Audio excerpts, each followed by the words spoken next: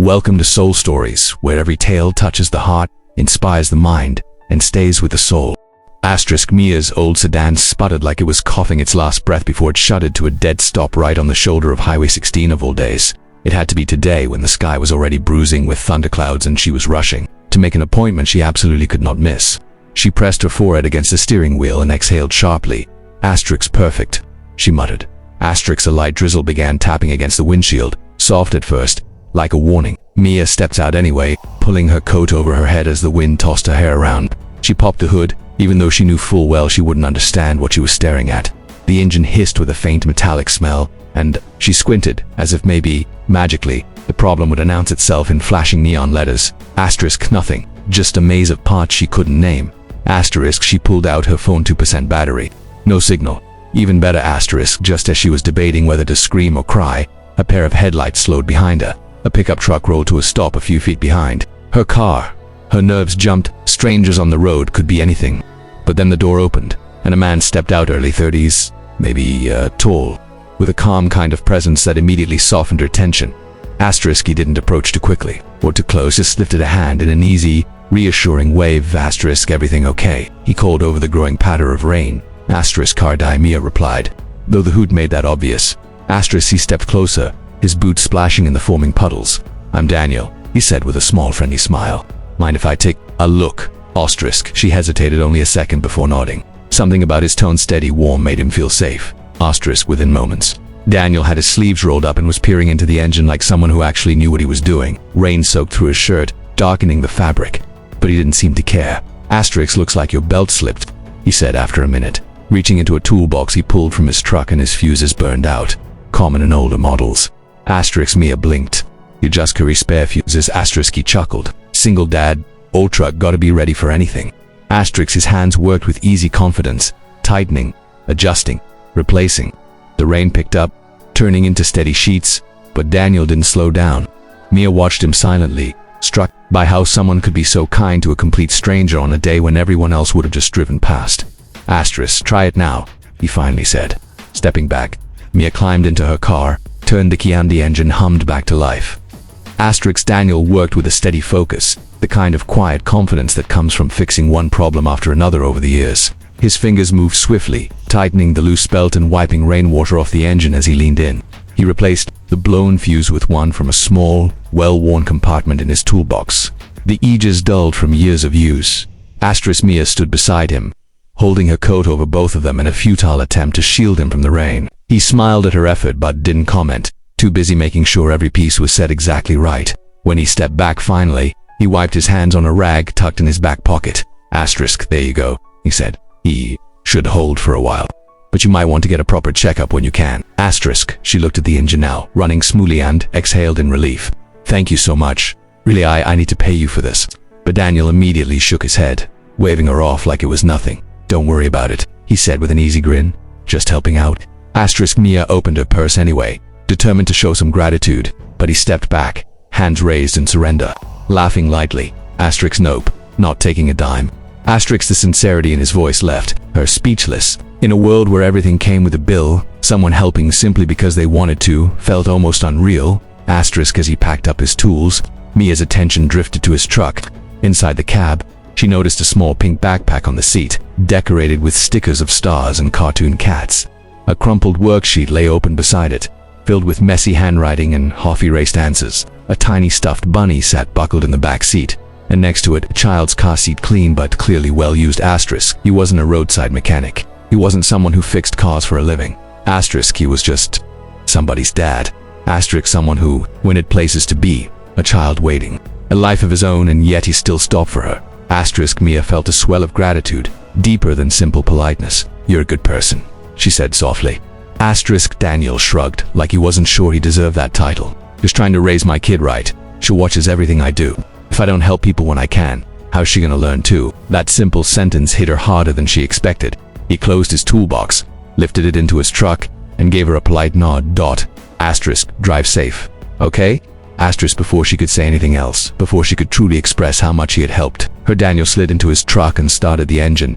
A small handprint sticker was on the back window, faded but still visible.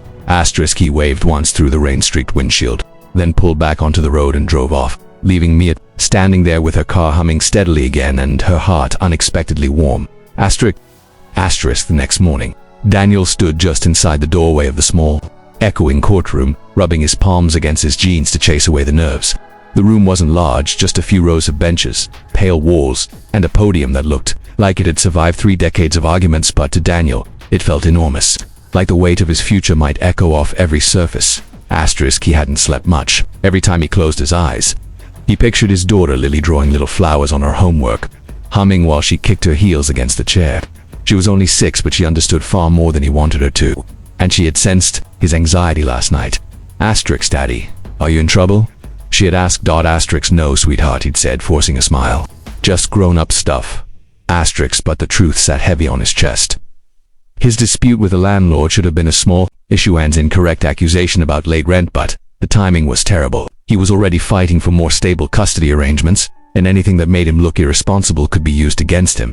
So here he was, heart thudding, wiping sweat from his brow, even though the room was cool. A few people murmured quietly. Lawyers shuffled papers.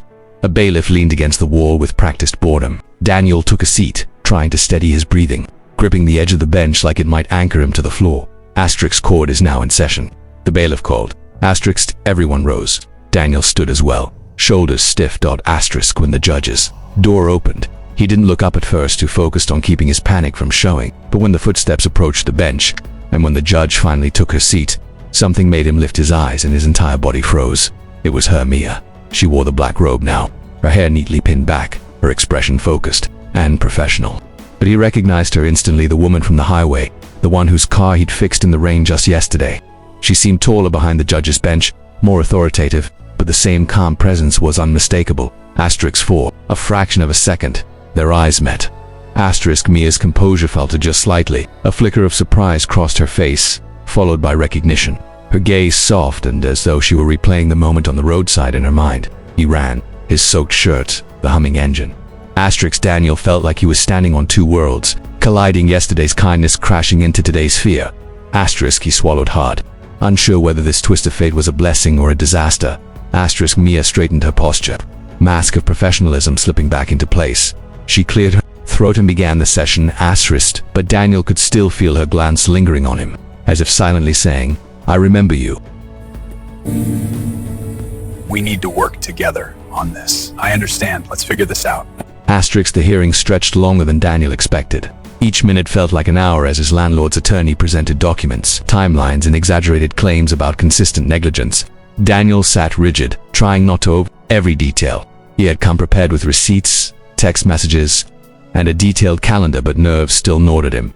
Judge Mia listened intently, her expression unreadable. She asked sharp, precise questions, ones that cut through the landlord's claims like a blade. Her voice was calm, steady, authoritative, completely different from the soft, almost shy conversation they'd shared on the rainy roadside. At one point, Daniel chanced to glance at her. She wasn't looking at him, not directly, but something in her tone when she questioned the landlord told him she understood more than she showed. Not favoritism, not bias, just clarity. Fairness. When Daniel finally had the chance to explain his side, he stood, hands trembling slightly, and spoke about the late repair notices, the deposit deductions that made no sense, the months he'd paid on time, every time. He mentioned Lily only once, careful not to use her as leverage, only to explain why he tried so hard to keep a stable home. Mia listened. Really listened. When both sides rested, she took a moment just to breath and then delivered her ruling. Based on the evidence presented, she said, voice clear and controlled, the court finds in favor of the defendant, Mr. Daniel Hart. The landlord's claims are unfounded, and the deductions are deemed invalid. All charges are dismissed. Daniel felt his knees weakened with relief. It wasn't just about money, it was about stability, about proving he wasn't failing his daughter. He closed his eyes briefly, letting the decision wash over him, letting the weight he'd carried for weeks finally slip from his shoulders. People began to file out, the scrape of chairs echoing in the small courtroom. Daniel gathered his papers slowly, still in a daze. When he heard quiet footsteps approach, he turned. It was her. Mia stood without her judge's robe now. Having slipped it off once the formalities ended, she looked less intimidating, like the woman he'd met beside a broken-down car. Thank you again for yesterday, she said softly, a warm smile tugging at her lips. You helped me when you didn't have to. Daniel let out a breathy laugh. And you did the same today. Guess we're even. Asterisk, she extended a hand not as a judge, not as a stranger, but as someone who understood the strange twist of fate, connecting them. He took at his larger hand, closing gently around hers. Asterisk, their handshake lingered just a second too long to be accidental, just enough to hint at a possibility neither dared voice. Asterisk, when she finally pulled a hand away, her eyes held his with unspoken promise. Asterisk's fate, it seemed, wasn't finished with him yet.